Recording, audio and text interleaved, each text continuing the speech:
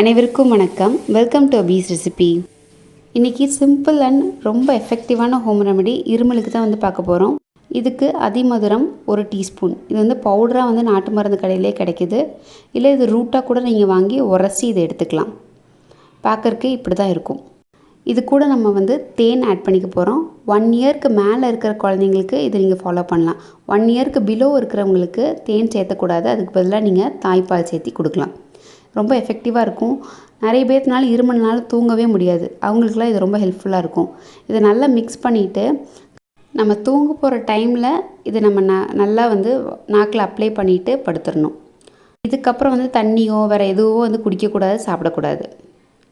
ரொம்ப எஃபெக்டிவாக இருக்கும். கொஞ்சம் பெரியவங்க அப்படின்னா இது கூட 1/2 டீஸ்பூன் பெப்பர் சேர்த்திக்கலாம். காரம் தாங்குவாங்க அப்படின்னா. தொடர்ந்து இருமல் வந்துச்சுனாலும் இது நல்லா கேட்கும்.